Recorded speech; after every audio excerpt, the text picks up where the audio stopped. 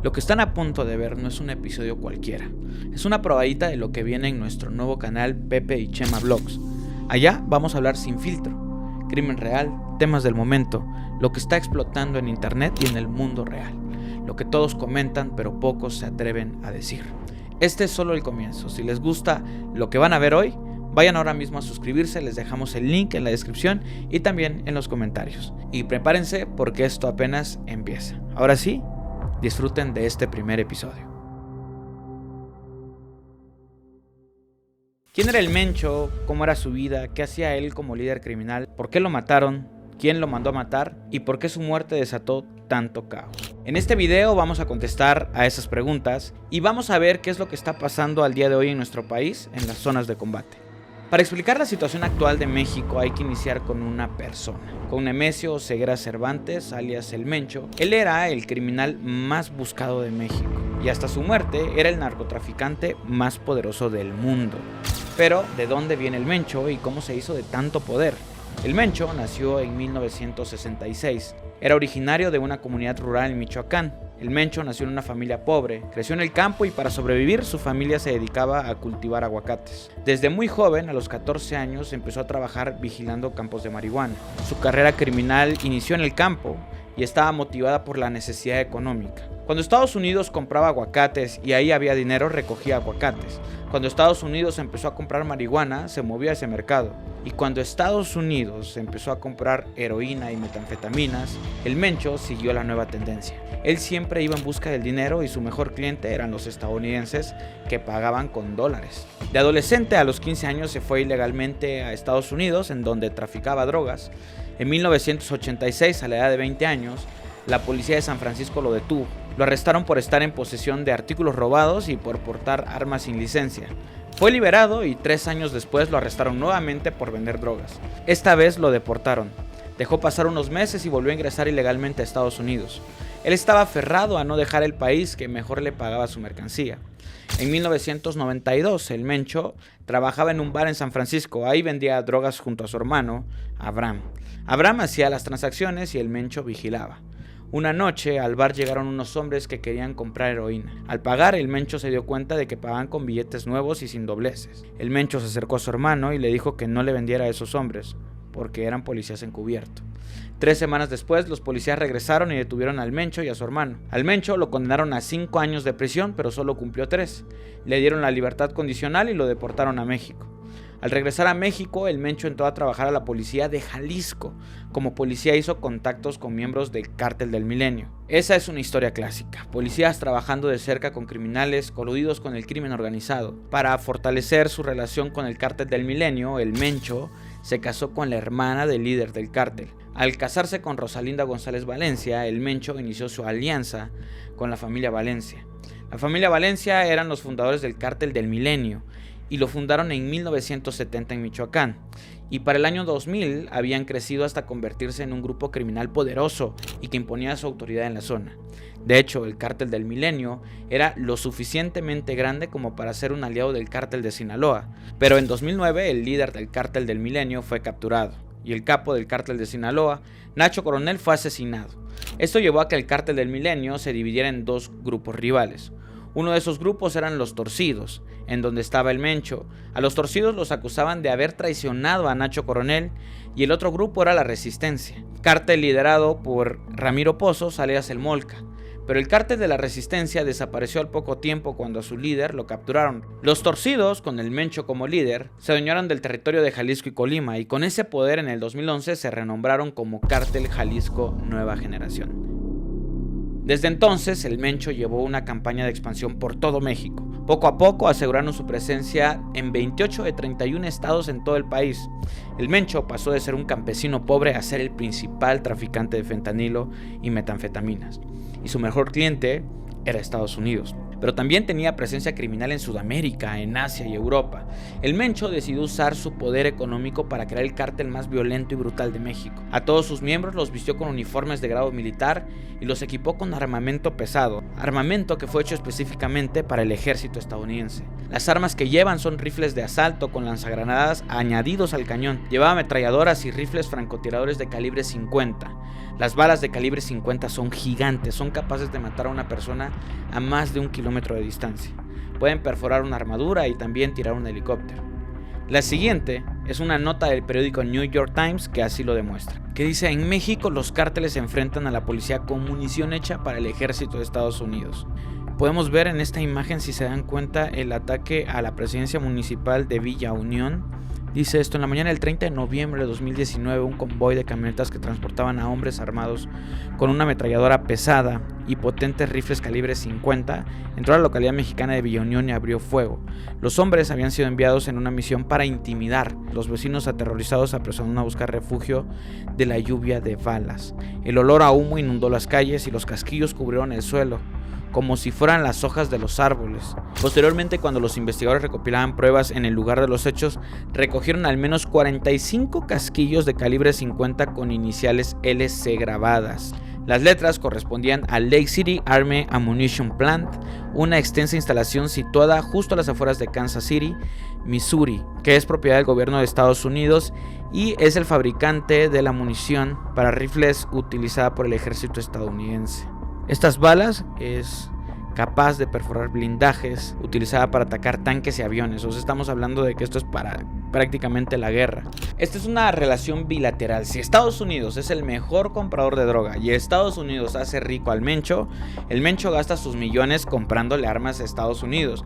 Recordemos, y paréntesis, que básicamente es un negocio de Estados Unidos la venta de armas a otros países.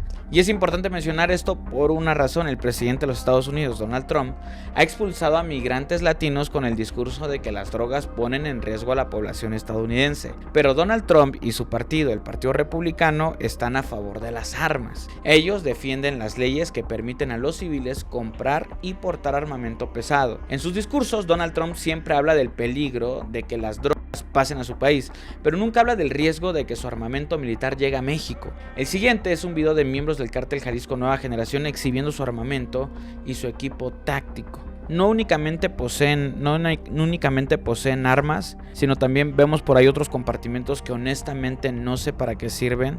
Muchas veces esas gafas que pueden llegar a traen visión nocturna o alguna cuestión por ahí. También vemos como transmisores, que son estos que tienen como muchas antenitas, que es tal vez para establecer comunicación. En el ejército se divide como en diferentes áreas y hay un área, como se llama, transmisiones, que se encargan de toda la parte de la comunicación. Y recordemos algo muy importante: la mayor parte de la gente, o una muy buena fracción de las personas que están dentro de los cárteles, son exmilitares retirados. Y este poder paramilitar es importante por una razón. El cártel de Sinaloa se inclinaba más por sobornar a policías, a políticos, pero el cártel Jalisco Nueva Generación no. El Mencho decidió que su tarjeta de presentación iba a ser el terror. Ellos se inclinaban a la intimidación y a la violencia extrema. Y esa violencia es posible con una estructura paramilitar, con armas, entrenamiento y disciplinas parecidas a las de un ejército. ¿Cómo le hacía el Mencho para reclutar a su ejército particular? Y cuando ya tenía sus hombres, ¿cómo los entrenaba? Las siguientes son notas periodísticas que nos dan una explicación. Bajo engaños, redes y reclutamiento de menores, así fue como el Mencho armó su ejército. Autoridades federales han señalado que centros vinculados al cártel Jalisco Nueva Generación ofrecían empleos con sueldos atractivos para captar jóvenes. El caso del rancho Izaguirre expuso una parte del mecanismo del Mencho. Ustedes recordarán como lo del campo Izaguirre, que fuera un campo, se hablaba de concentración, luego un campo de entrenamiento, de exterminio, de muchas cosas. Sin duda no creo que las tres no estén conectadas. Yo creo que en ese rancho se hacían más cosas. El imperio criminal del Señor de los Gallos se sostuvo sobre un flujo constante de nuevos reclutas, muchos de ellos jóvenes y menores de edad, captados mediante engaños, ofertas de empleo falsas y más recientemente a través de redes sociales y videojuegos. Con el tiempo, el cártel Jalisco Nueva Generación sofisticó su reclutamiento. Un informe de la Secretaría de Gobernación documentó que los grupos criminales, entre ellos el grupo liderado por el Mencho, utilizan las redes sociales, apps de mensajería y chats de videojuegos para atraer a menores. Analizan sus perfiles y rutinas y diseñan estrategias personalizadas de captación. También se detectó que los videojuegos como Free Fire, Fortnite, Battlefield y Call of Duty, para establecer contacto inicial con niños y adolescentes. O sea, estos son los videojuegos que más utilizaba el cártel Jalisco Nueva Generación para captar a muchachos. Les prometieron empleo como cortadores de agave, guardias de seguridad o cocineros. Pero al llegar al rancho fueron amenazados, golpeados y obligados a entrenarse como sicario bajo castigos físicos severos. Ok, acá hay otra nota que me parece como interesante, que es la escuela del terror dentro de un entrenamiento del cártel de Jalisco en México. Vamos a ver qué es lo que dice. El primer día de entrenamiento para convertirse en el sicario del cártel Jalisco Nueva Generación, Francisco aprendió que la única forma de escapar del campamento era salir con los pies por delante. 3 meses más tarde, ya habría aprendido mucho más: a manejar armas y largas, a tender emboscadas, a respetar las reglas, a no ser chismoso y también a matar. Ves cómo mata a la gente, pruebas la carne humana, vives el terror, aseguraba Francisco. Cuenta que tuvo que soportar pruebas de resistencia física, psicológica y superar pruebas de lealtad.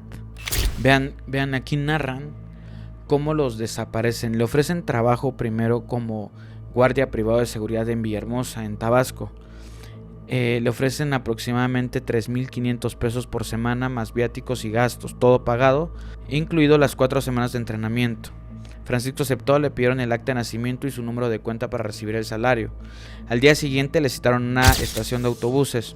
Él dice: yo veía que llegaba mucha gente, éramos 19 hombres de edades entre los 20 y los 30 y tantos años. Había albañiles, carpinteros, mecánicos, guardias de seguridad de antros, licenciados y contadores. Los trasladaron a la Ciudad de México, los alojaron en un hotel con spa. A las 6 de la tarde la persona que dirigía la expedición dijo: vámonos. Partieron rumbo a Puerto Vallarta, Jalisco. Al llegar al destino los metieron a una casa. Otro hombre se les acercó: bueno, van ustedes a un adiestramiento a la Sierra de Guadalajara para ser guardias de seguridad, ¿verdad? Sí, asintieron todos. Pues no van para guardia, van a trabajar para el cártel Jalisco Nueva Generación. Pero es que a mí no me dijeron esto, protestó uno de ellos. Si te quieres ir, anda, vete, y cortó cartucho con la... Aquí la única forma de que te vayas es con las patas por delante. El que se quiere ir detrás de él, que lo diga ahorita, no estamos para jugar. Entonces ahí entendimos todos que estábamos metidos en un gran problema. No sabes lo que va a venir, pero te tienes que quedar callado y muy serio porque podrían tomar a mal cualquier gesto, recuerda Francisco. Por su cabeza pasaron años de videos de descuartización, balaceras, cabezas y todo tipo de violencia atribuida al cártel. Ya aquí narran como un poquito el entrenamiento. El campo de entrenamiento al que llegó Francisco estaba en Talpa de Allende. Un grupo de hombres petrechados con fusiles de asalto y lanzamisiles portátiles subieron a los 19 hombres a bordo de camionetas de lujo y les condujeron por caminos de terracería a un lugar oculto en la sierra de Talpa. La primera camioneta se paró, alguien sacó una pistola por la ventanilla y pum pum pum, soltaron 3 tiros y automáticamente se abrió un portón. Pasaron todos y de nuevo pum pum pum, otros 3 tiros era la señal para volverlo a cerrar. Desde algún lugar desconocido abrían y cerraban ese portón.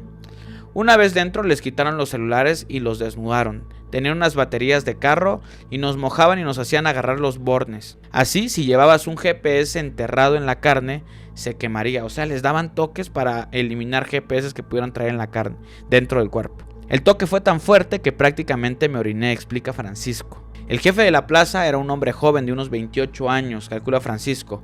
Eligió un apodo para dirigirse a cada uno de ellos y el entrenamiento empezó con la instrucción en el manejo de armas cortas y largas. Los instructores le hicieron saber las reglas del cártel impuestas por el Mencho. Empezaron con las reglas relacionadas con las armas de fuego. Regla número 1. El dedo siempre debía estar fuera del gatillo, de lo contrario, frente a un jefe de plaza o alto mando del grupo, sería considerado una amenaza y podrían matarlos. Regla número 2. Revisar siempre el seguro. Regla número 3. Saber entregar un arma. Siempre se entregan ofreciendo la culata, no el cañón. Es decir, al revés, como que si el arma te estuviera viendo a ti. En la estricta disciplina que impusieron los instructores, un error podría ser fatal. Y lo fue para uno de los 19 reclutas que, nervioso, no fue capaz de armar la pistola. En un abrir y cerrar de ojos, lo mató. Nos dijo que no servía porque en una acción real le ganaría el pánico y nos pondría a todos en peligro, asegura Francisco. Entonces comenzó lo que el cártel llamaría el bautizo. Todos se acercaron al cadáver del compañero recién asesinado. ¿Cuál es la primera regla?, preguntó el jefe de plaza. Si no hay cuerpo, no hay delito que perseguir, respondieron 2 de los comandantes. Ok, ven para acá tu greñudo, córrele la mano sin miedo. ¿No lo quieres hacer? Nada más dime que no lo quieres hacer.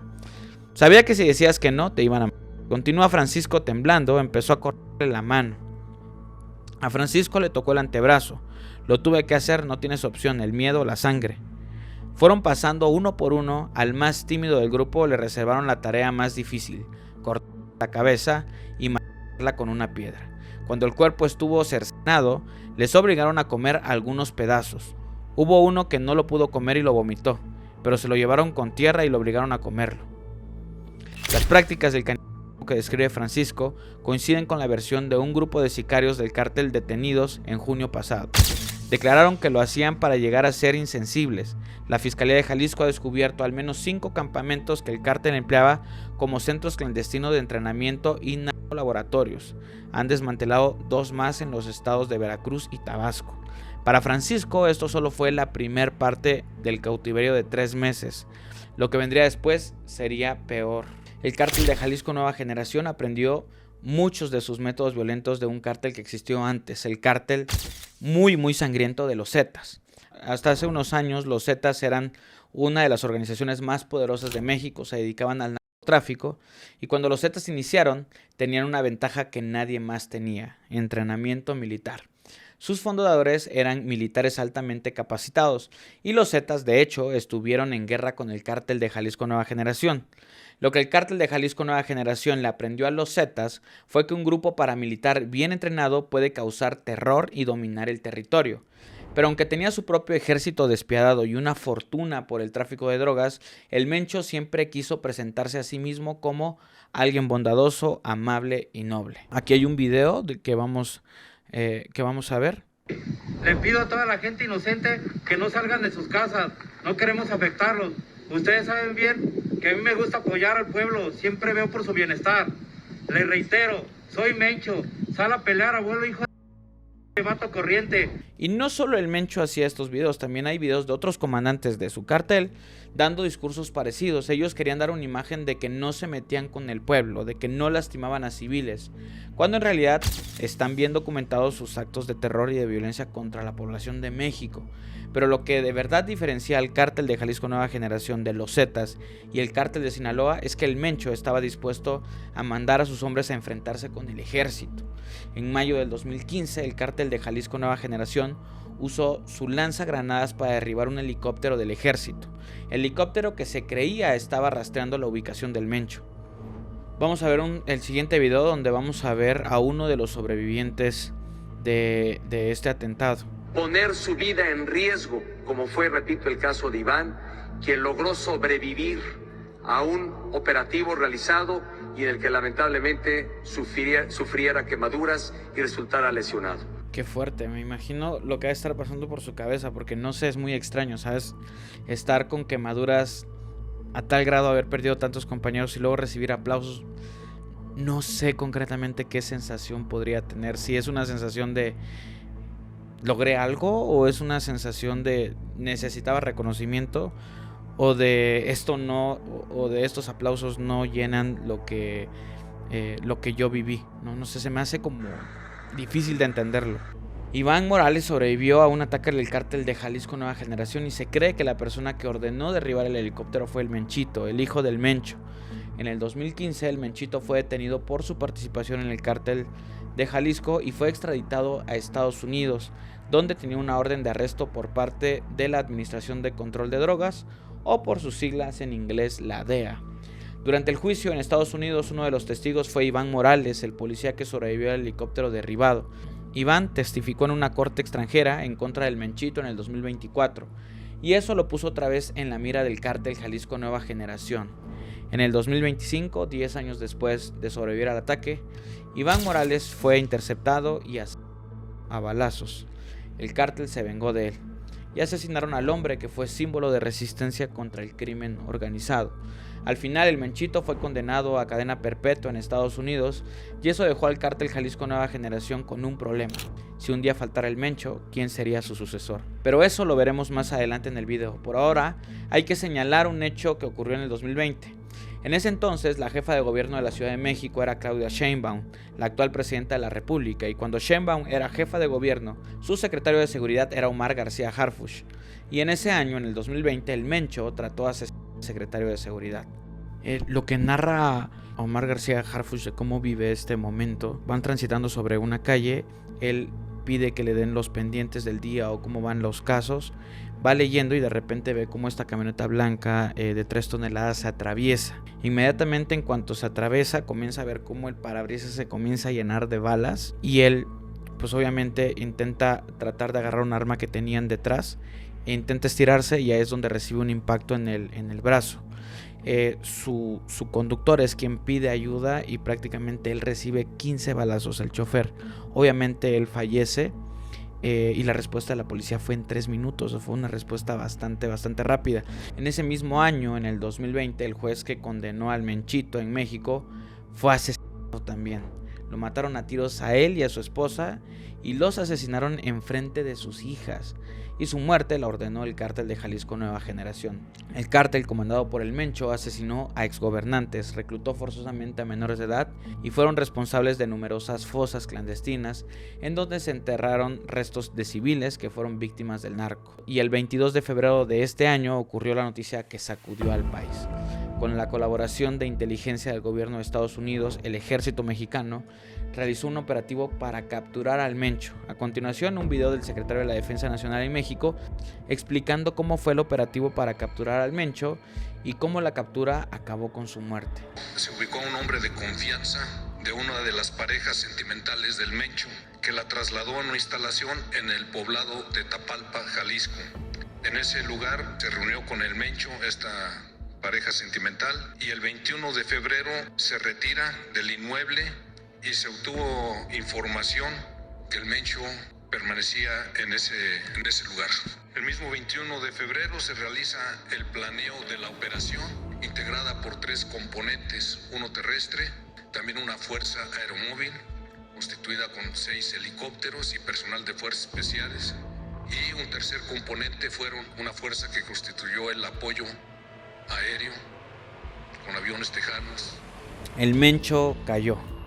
Pero ¿cómo era la casa en la que vivía cuando lo rodearon? Vamos a ver el siguiente video. O sea, era una cabaña de lujo en la que se encontraba él. Bastante bonita.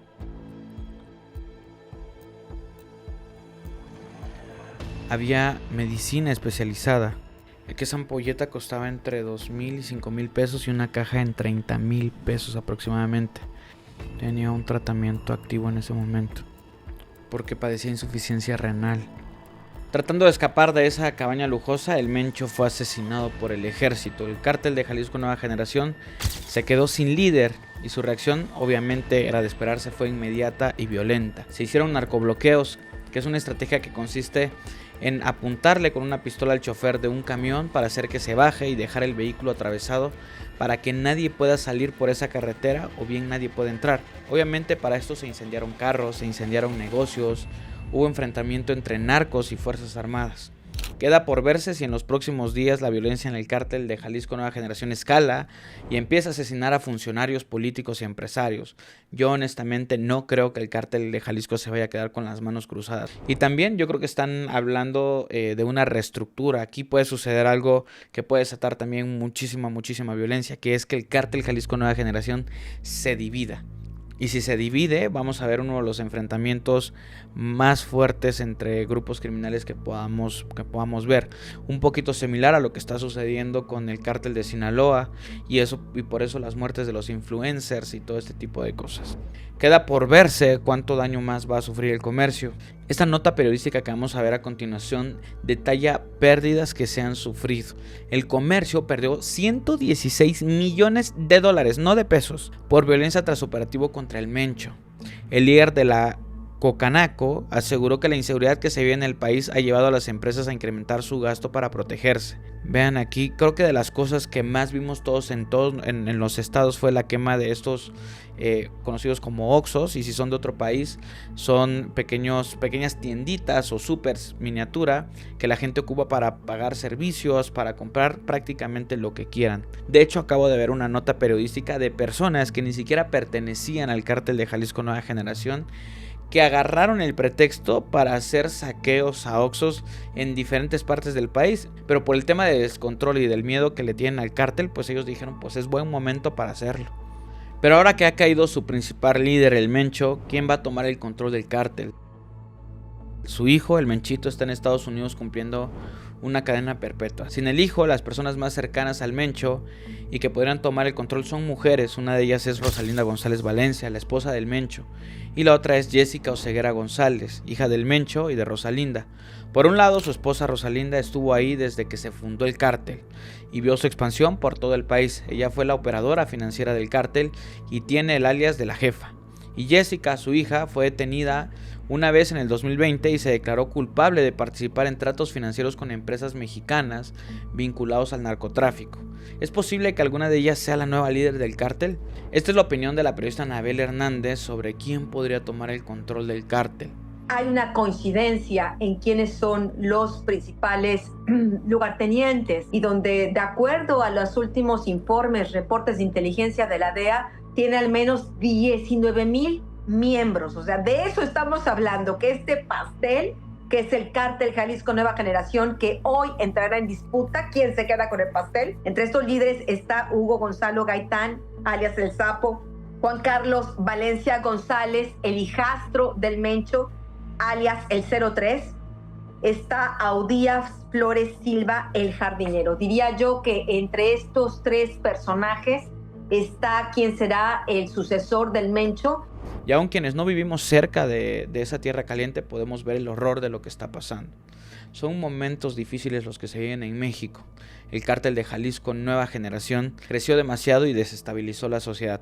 Pero para que un grupo criminal creciera tanto, tuvo que recibir ayuda. Ningún grupo puede crecer a ese nivel si no tiene a alguien ayudándolo, a alguien que los cuide, y se presume que con los millones del narco pagaban a policías, a exmilitares, a funcionarios corruptos, a políticos y a empresarios.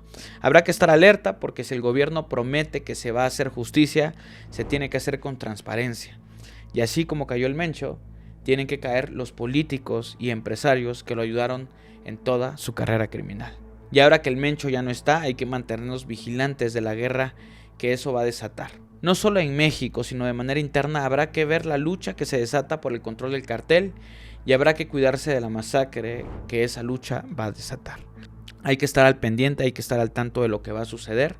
Y pues nada, este blog es simplemente para informarles a ustedes lo que se sabe, lo que hay en internet y lo que ustedes pueden encontrar, pero de una manera resumida. Cuídense mucho, amigos, cuídense si son de los estados, principalmente los afectados en Jalisco. Les mando un abrazo a todos nuestros seguidores y nos estamos viendo en el siguiente blog. Hasta luego.